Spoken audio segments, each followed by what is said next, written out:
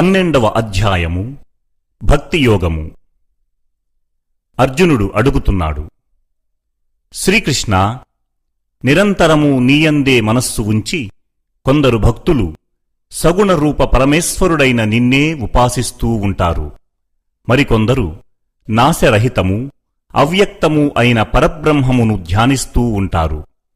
ఈ ఇద్దరిలో ఉత్తమ యోగి ఎవరు?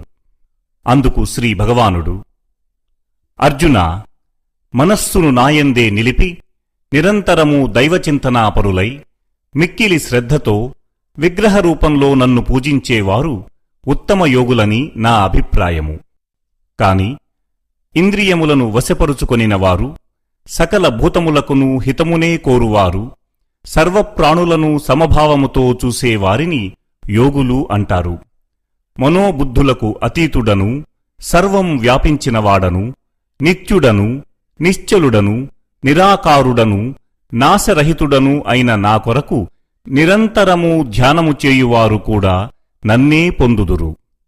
కాని అవ్యక్తమును ఉపాసించాలనే ఆసక్తి గలవారికి కష్టం ఎక్కువగా ఉంటుంది. దేహాభిమానం కలవారికి అవ్యక్త పరబ్రహ్మ ప్రాప్తి కష్టసాధ్యమే. మత్పరాయణులైన భక్తులు కర్మలన్నింటినీ నాయందే అర్పించి నన్నే పరమగమ్యంగా భావించి అనన్య భక్తియోగముతో ఎవరు పూజించుచుందురో వారిని నేను శీఘ్రముగానే మృత్యురూప సంసార సాగరము నుండి ఉద్ధరించెదను. నాయందే మనస్సును నిలుపుము, నాయందే బుద్ధిని లగ్నము చేయుము, అప్పుడు నీవు నాలోనే ఉంటావు. ఇందులో ఏమాత్రమూ సందేహము లేదు. మనసును నాయందు స్థిరముగా ఉంచే సామర్థ్యము లేకపోతే అభ్యాసయోగంతో నన్ను పొందేందుకు ప్రయత్నించుము.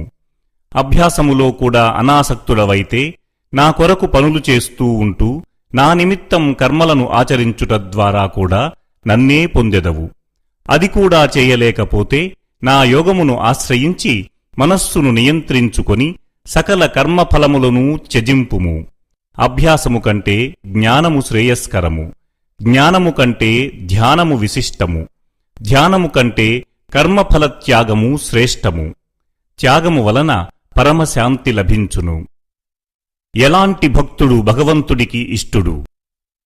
ఏ ప్రాణియందును ద్వేషభావము లేనివాడు, మైత్రి దయా కలవాడు, మమకారము అహంకారములు లేనివాడు, సుఖదుఖాలలో సమభావంతో ఉండేవాడు, ఓర్పు కలవాడు, నిత్య సంతోషి, యోగయుక్తుడు, మనోనిగ్రహం కలవాడు, దృఢమైన నిర్ణయం కలవాడు, నాయందే మనస్సును బుద్ధిని అర్పణ చేసిన నా భక్తుడు నాకు ప్రియుడు. లోకమున ఎవరికినీ క్షోభ కలిగించనివాడును, ఎవరి వలనను తాను ఉత్తేజితుడు కానివాడును, హర్షము, ఈర్ష్య, భయము, ఉద్వేగము మున్నగు వికారములు లేనివాడును నాకు ప్రియుడు. కోరిక లేనివాడు, పరిశుద్ధుడు, దక్షుడు, పక్షపాతరహితుడు, ఎట్టి దుఃఖములకును చెలింపనివాడును, సమస్త కర్మలను పరిత్యజించినవాడు అగు భక్తుడు నాకు ప్రియుడు. దేనికి సంతోషించని, దేనిని ద్వేషించని, దేనికి దుఃఖించని, ఏదీ ఆశించని, మంచి చెడులను త్యజించినవాడు నాకు ప్రియుడు.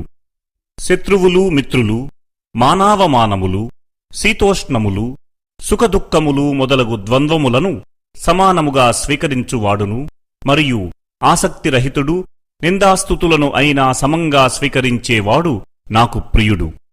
మననశీలుడు, లభించిన దానితో తృప్తి చెందేవాడు, తనకంటూ నివాసస్థావరము లేనివాడు, నిశ్చల హృదయుడు నాకు ఇష్టుడు.